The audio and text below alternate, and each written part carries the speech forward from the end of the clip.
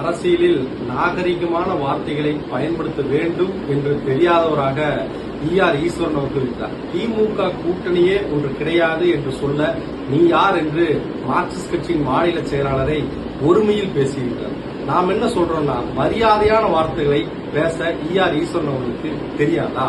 மதசார்பற்ற முற்போக்கு கூட்டணியில் நாங்கள் இருக்கிற போது அப்படி ஒரு கூட்டணியே இல்லை என்று சொல்ல நீ யார் என்று கேட்கிறீர்களே. நாங்க சொல்லுறோம், நீங்கள் இருப்பது எப்படி மதசார்பற்ற முற்போக்கு கூட்டணியாக மாறும்?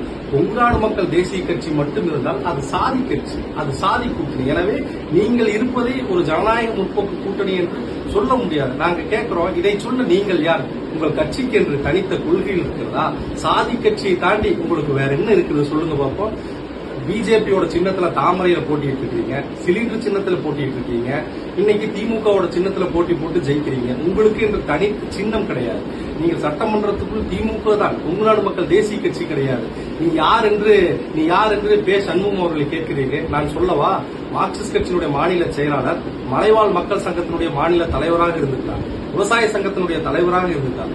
வாச்சாத்தில் நடைபெற்ற பிரச்சனைக்கு எதிராக 25 ஆண்டு காலம் தொடர் போராட்டங்களை நடத்தி தீர்வு கண்டவர். நீங்கள் யார் தெரியுமா? இந்த பிரச்சனையெல்லாம் எதுவென்றே தெரியாத நபர் தான் நீங்கள். உங்களுக்கு அரசியலில் அரிச்சுவடி என்றால் என்னவென்று தெரியுமா?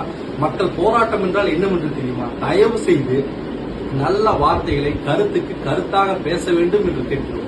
மகத்தான தலைவர் எங்கள் கட்சியுடைய மாநில செயலாளர் சண்முகம்.